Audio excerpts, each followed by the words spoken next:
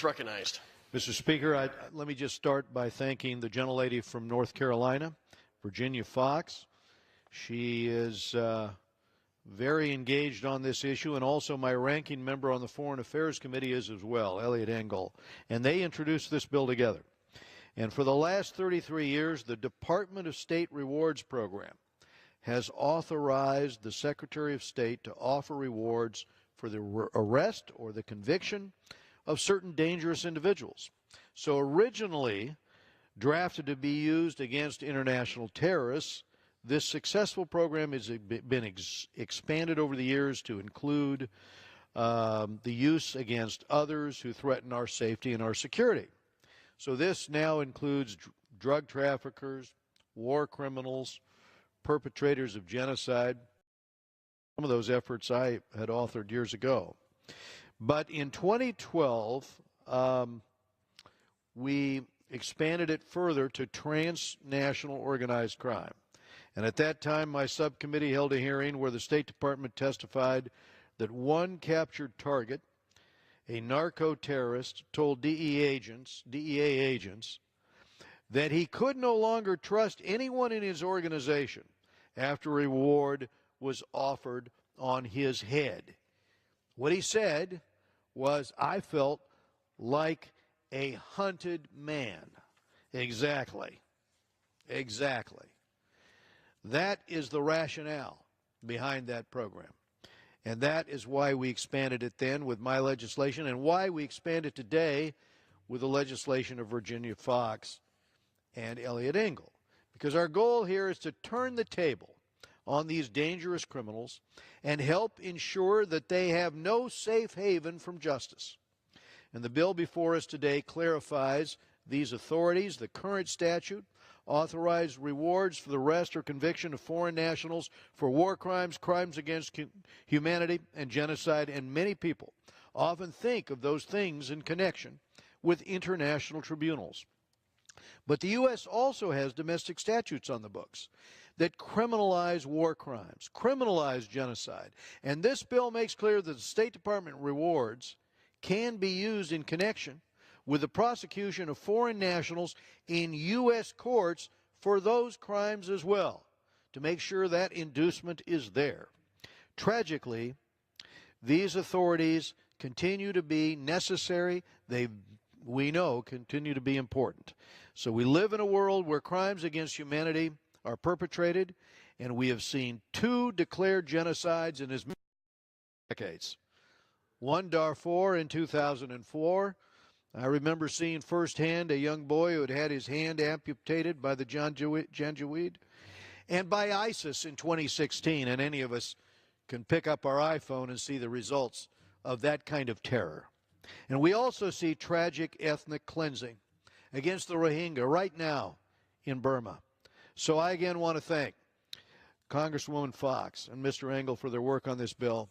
It deserves our support, and I reserve the balance of my time. The gentleman reserves. The gentleman from Pennsylvania is recognized. Thank you. Mr. Speaker, I rise in support of this bill and yield myself as much time as I may consume. Without objection. I'd like to recognize Congresswoman Virginia Foxx and Ranking Member Eliot Engel, along with Congressman Randy Hultgren and James McGovern, for their work on this bipartisan piece of legislation. The War Crimes Rewards Expansion Act would clarify the War Crimes Rewards Program.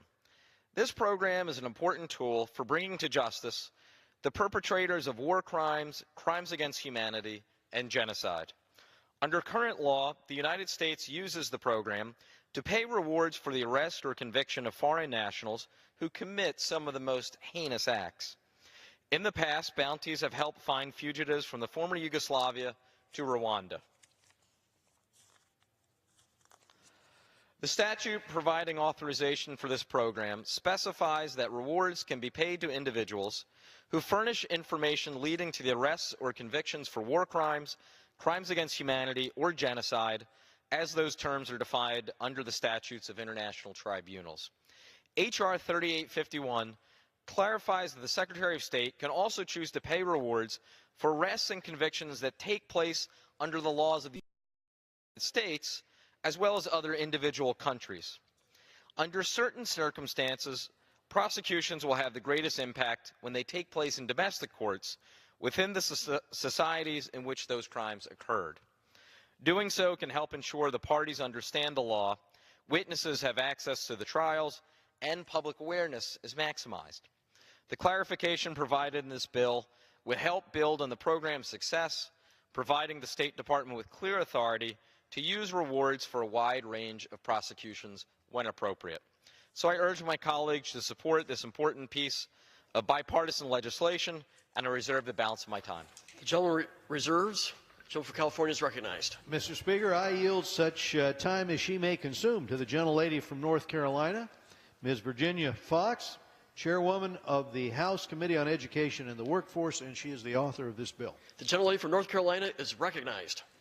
Thank you, Mr. Speaker, and I want to thank Chairman Royce very much for his help on this and for yielding time.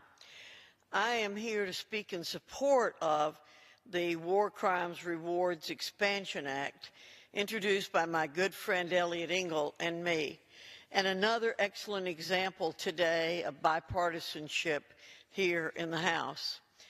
As Chairman Royce said, this bill expands and reforms the War Crimes Rewards Program, which provides bounties for perpetrators of the world's worst human rights abusers. The current program authorizes these rewards only for the purposes of prosecutions in international tribunals. While experts can attest to the necessity of international tribunals or mixed court tribunals in limited circumstances, the program fails to offer the same advantages and incentives to prosecutions in national jurisdictions using national courts. There's already broad consensus that prosecuting perpetrators of atrocities like the genocide that plagues religious minorities at the hands of ISIS has the greatest impact when the prosecutions are conducted within the society in which the crimes occurred. When governments can keep these prosecutions within national jurisdictions, witnesses have easier access to courts, public awareness of these brutal atrocities is maximized, and parties will more likely understand domestic laws. Furthermore, domestic trials are often cheaper, quicker, and less resource-intensive, meaning more resources can be devoted to items like discovery and analysis. Congress has already attested to the threat that these crimes pose to U.S. interests, including the heavy price tag in the forms of regional instability, refugee flows, economic losses, and reconstruction costs. A related program, the Rewards for Justice program, authorizes similar bounties for terrorists wanted by the United States for violations of United States law, most famously the one that was placed upon Osama bin Laden. The bounties have led to the disruption of terrorist activities, but also the prosecution of terrorists like Ramzi Youssef, who was convicted in the 1993 bombing of the World Trade Center. Our bill would bring the War Crimes Rewards Program into conformity with that standard by explicitly listing violations of U.S. law as a basis for issuing the reward, not just the conviction by an international tribunal. It would also allow the U.S. to work with our allies to issue joint rewards, another provision in the terrorism authorization that the human rights provision. This bill would leave important safeguards already incorporated into the current program in place. These safeguards include the ineligibility of government officials, consultation with the Attorney General, and congressional notification of the awards.